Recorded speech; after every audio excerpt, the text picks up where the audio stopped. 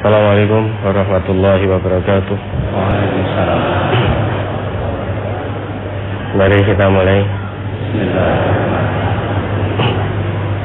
Ada pertanyaan dari brosur.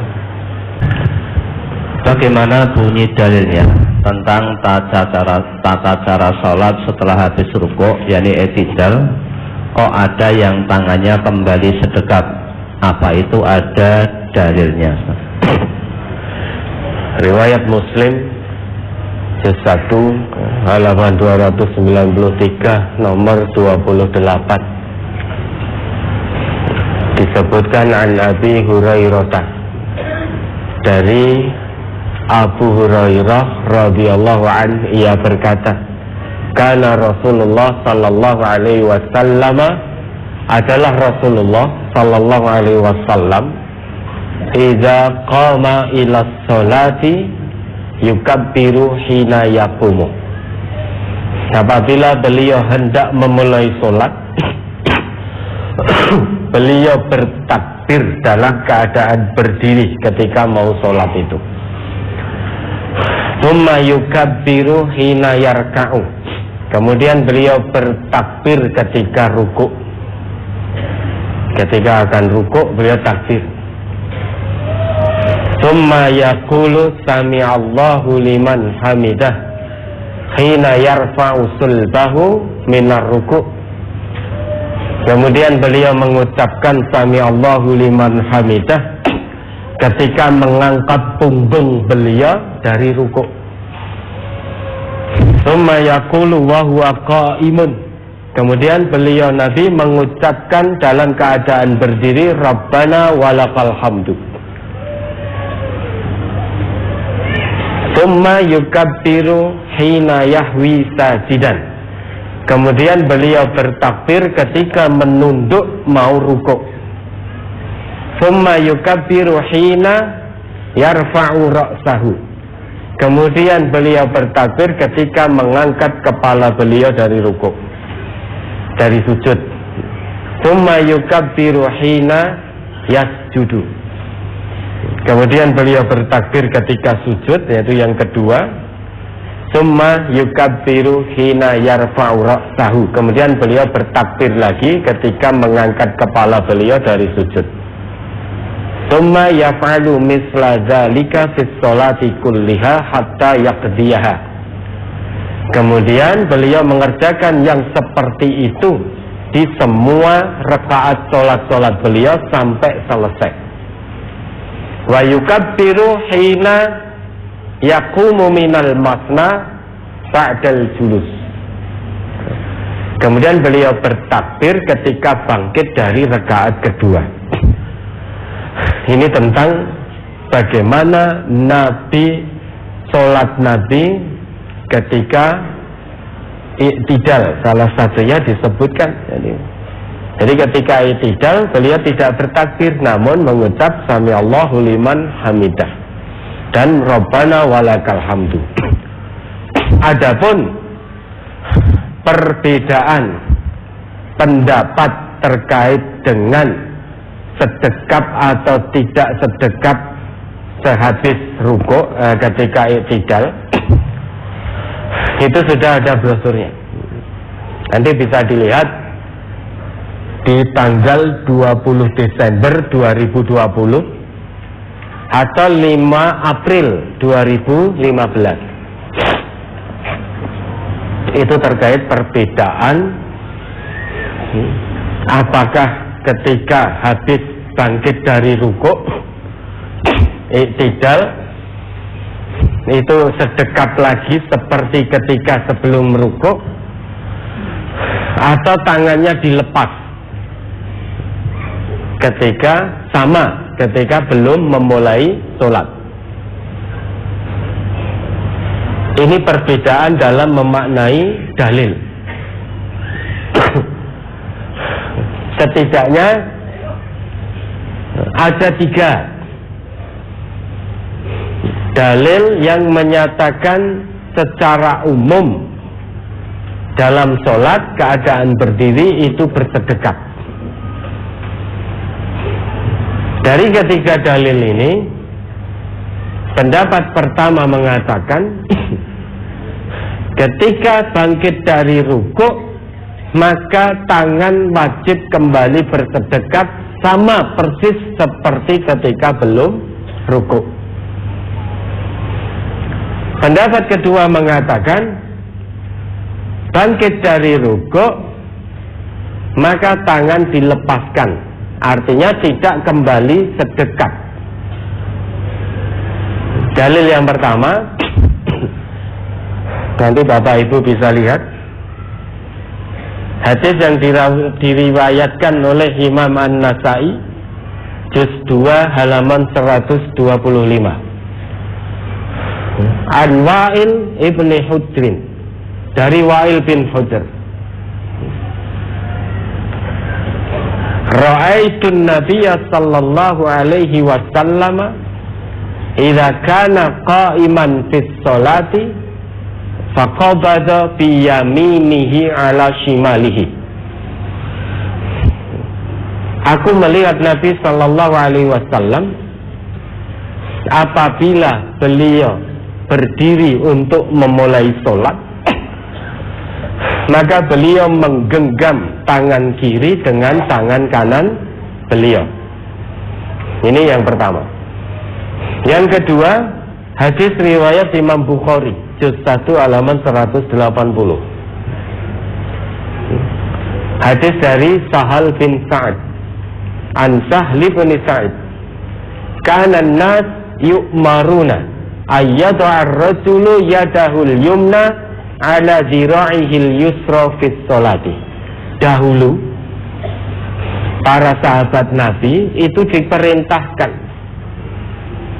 agar seseorang itu meletakkan tangan kanannya di atas tangan kirinya ketika sholat. Jadi ini dalam keadaan berdiri. Di mana letak tangannya? Tentu di atas dada.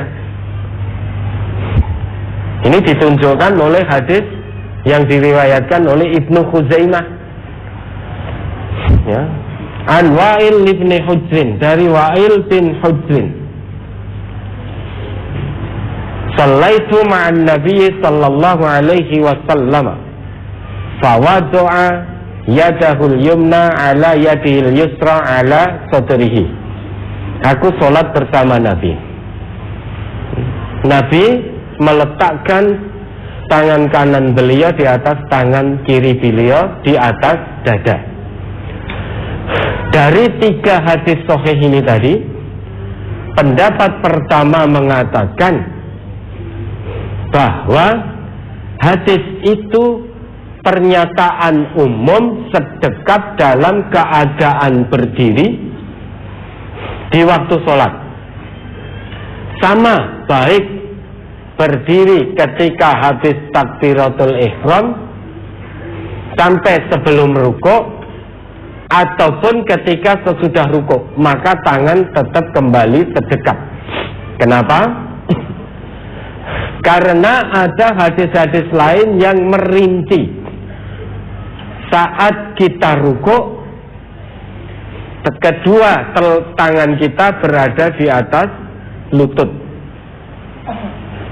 Saat kita sujud, kedua tangan kita berada atau kita letakkan di atas atau di tempat sujud. Saat kita duduk tahiyat atau duduk di antara dua sujud, ada hadis yang memerinci tangan kanan diletakkan di atas paha kanan, tangan kiri diletakkan di atas paha kiri. Sedangkan ketika bangkit dari rukuk, tidak ada hadis Nabi yang menyebutkan tangan harus kemana. Maka kembali tangan diletakkan seperti semula ketika kita belum rukuk. Ini pendapat pertama. Pendapat kedua mengatakan memang hadis itu pernyataan umum, namun maknanya khusus. yaitu tangan bersedekap itu saat memulai takbiratul ihram sampai ketika mau rukuk. Sesudah rukuk tangan tidak kembali bersedekap, tetapi tangan dilepaskan, karena tidak ada hadis dari Nabi yang secara khusus menyebutkan sesudah rukuk kemana tangan harus diletakkan. Maka itu pernyataan umum, namun maknanya khusus. Kekhususan ini sebagaimana yang ditunjukkan oleh hadis riwayat Imam Muslim juz 1 halaman 301 nomor hadis 54. Kalau tidak keliru 52 atau 54, agak lupa saya. Hadis dari Wa'il bin Hujr, an Wa'il ibn Hujrin, annahu ra'an nabiyya sallallahu alaihi wasallam rafa'a yadaihi hina dakhala fis sholati kabbara. Bahwasanya dia melihat Nabi mengangkat kedua tangan beliau ketika memulai sholat dengan bertakbir. Wasofa Hammamun hiyala udunaihi. Hammam mengatakan Nabi mengangkat kedua tangan beliau hiyala udunaihi, sejajar dengan kedua telinga. Summal tahafa fi thawbihi. Kemudian sesudah itu Nabi berselimut dengan baju beliau. Jadi beliau bertakbir begini, Allahu Akbar, berselimut di balik baju beliau. Summa wada'a yadahul yumna 'alal yusra. Jadi berselimut di balik baju, beliau meletakkan tangan kanannya di atas tangan kiri beliau. Falamma arada ayyarka'a akhraja yadayhi minat thawbi. Summa rafa'ahuma summa kabbara faraka'a. Kemudian ketika Nabi hendak rukuk, beliau keluarkan kedua tangan beliau dari balik baju beliau, lantas mengangkat kedua tangan itu bertakbir, kemudian beliau rukuk. Falamma qala sami'allahu liman hamidah rafa'a yadayhi. Ketika beliau mengucapkan sami'allahu liman hamidah, beliau mengangkat kedua tangan beliau. Falamma sajada baina kaffaihi. Ketika beliau sujud di antara kedua telapak tangan beliau. Hadis ini menunjukkan kekhususan maknanya. Tadi dijelaskan Nabi itu kalau hendak memulai sholat, beliau mengangkat kedua tangan beliau sejajar dengan telinga. Kemudian sesudah itu meletakkan tangan kanan di atas tangan kiri. Jadi bersedekat dengan meletakkan tangan kanan di atas tangan kiri di atas dada. Itu dimulai sejak takbiratul ihram. Ketika mau rukuk, falamma arada ayyarka'a rafa'a akhraja yadayhi minat thawbi summa rafa'ahuma summa kabbara faraka'a. Ketika beliau Nabi hendak rukuk, beliau keluarkan kedua tangan dari baju, kemudian angkat kedua tangan itu, lantas bertakbir, kemudian rukuk. Sesudah rukuk tidak dijelaskan, tidak ada penjelasan di mana harus meletakkan tangan.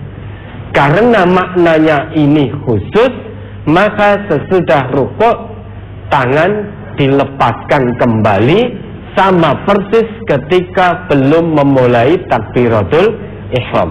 Ini pendapat kedua. Namun demikian, pendapat pertama kembali mengajukan dalil.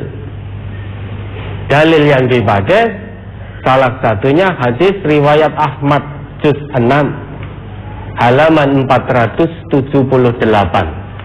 Nomor hadis 18.893.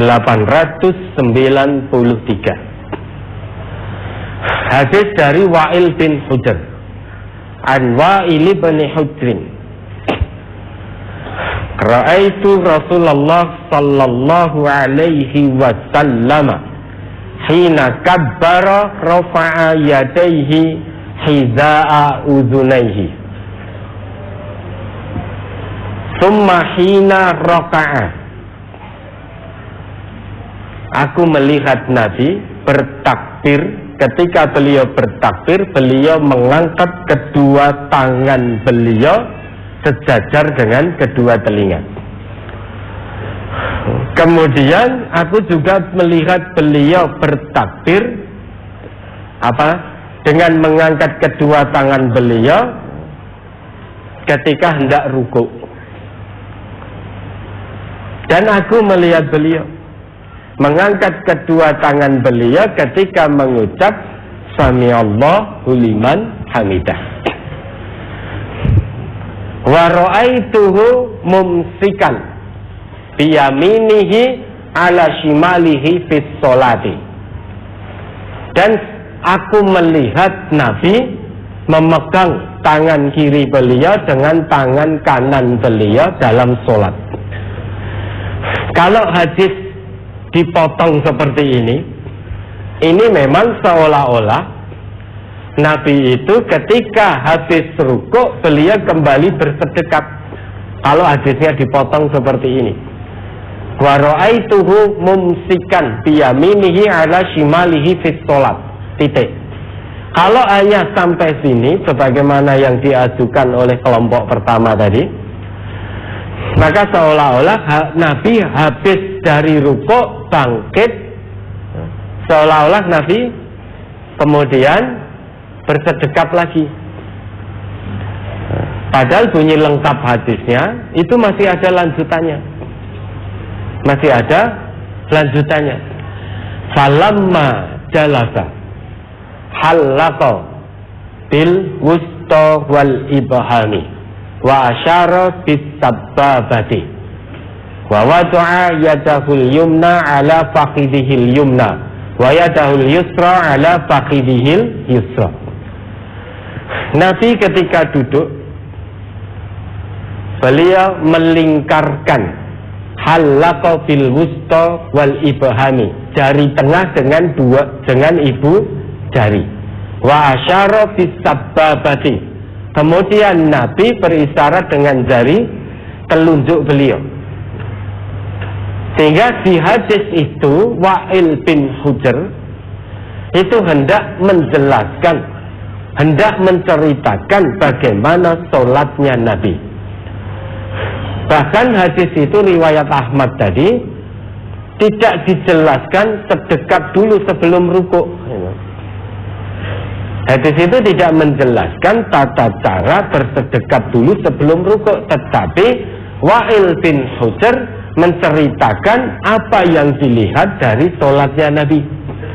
Dan kata wa ra'aituhu mumsikan itu yang digunakan adalah wawu. Wawu itu artinya dan, kecuali kalau hadis itu menggunakan summa ra'aituhu mumsikan biyaminihi ala shimalihi fit sholat. Summa itu artinya kemudian, maka bisa dimaknai kalau hadis rukuk Nabi sedekap lagi jika hadis itu menggunakan summa.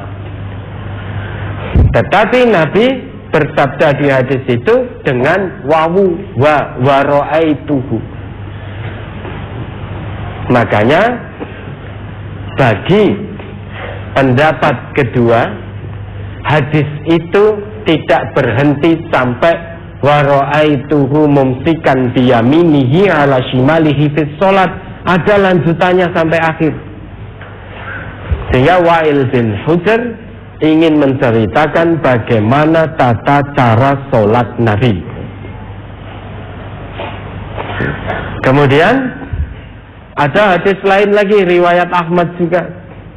halaman juz 6 halaman 475, nomor hadis 18.877. Hadis dari Wa'il al-Hadrami. An Wa'il al-Hadrami, shallaitu khalfa Rasulillah sallallahu alaihi wasallam, fakabbara hina dakhala wa rafa'a yadayhi. Aku sholat di belakang Nabi, maka Nabi bertakbir ketika akan memulai sholat, wa rafa'a yadayhi, dan beliau mengangkat kedua tangan beliau. Wa hina arada ayyarka'a, beliau melakukan yang demikian juga ketika beliau akan rukuk, rafa'a yadayhi, mengangkat kedua tangan beliau. Wa hina rafa'a ra'sahu minar rukuk, ketika bangkit dari rukuk, beliau juga rafa'a yadayhi, mengangkat kedua tangan beliau. Wa wada'a kaffaihi, dan beliau meletakkan kedua telapak tangan beliau. Ini juga dihentikan sampai di sini. Kalau hadis ini berhenti sampai di sini, seolah-olah memang Nabi sesudah rukuk, kan tadi disebutkan wahina rafa'a ra'sahu minar ruku' rafa'a yadayhi, dan Nabi ketika mengangkat kepala beliau dari rukuk, beliau mengangkat kedua tangan beliau, wa wada'a kaffaihi, dan meletakkan kedua tangan beliau. Ini seakan-akan Nabi sesudah rukuk kemudian meletakkan kedua telapak tangan lagi, dalam arti bersedekat. Padahal hadis ini masih berlanjut. Wajafa, Nabi menjauhkan kedua tangan beliau dari lambung, kedua lambung beliau. Wa farasha fakhidahul yusra minal yumna wa asyara bi usbu'ihi sabbatati. Nabi bertumpu pada paha sebelah kiri, dari paha sebelah kanan Nabi berisyarat dengan telunjuk beliau. Jadi wa wada'a kaffaihi di situ menjelaskan bahwa Nabi meletakkan kedua telapak tangan beliau ketika sujud, bukan meletakkan kedua telapak tangan sesudah bangkit dari rukuk, bukan, tetapi ketika sujud. Pemaknaan wa wada'a kaffaihi ini, meletakkan kedua telapak tangan beliau ini saat sujud, ini sejalan dengan apa yang ditunjukkan oleh hadis yang diriwayatkan oleh Al-Imam At-Tirmidzi, juz 1 halaman 169, nomor hadis 269. Hadis dari Abu Humaid As-Sa'idi, an Abi Humaidin As-Sa'idi, anna Nabiyya sallallahu alaihi wasallam kana idza sajada amkana anfahu wa jabhatahul ardo, bahwasanya Nabi sallallahu alaihi wasallam apabila beliau bersujud, beliau menekankan hidung dan dahi beliau ke tanah. Naha yadaihi an jambaihi, beliau menjauhkan kedua tangan beliau dari kedua lambung beliau saat sujud. Wa wada'a kaffaihi hatfa mangkibaihi, hatwa mangkibaihi, dan beliau meletakkan kedua telapak tangan beliau sejajar dengan kedua bahu beliau. Sehingga makna wa wada'a kaffaihi itu ketika beliau sujud, bukan ketika bangkit dari rukuk. Beliau meletakkan kedua telapak tangan beliau saat sujud sejajar dengan kedua bahu. Dari kedua pendapat ini, kami condong kepada pendapat kedua, yaitu bangkit dari rukuk ketika i'tidal itu tangan dilepaskan, tidak bersedekat seperti ketika sebelum rukuk. Ya, mudah-mudahan bisa dipahami. Ada lagi?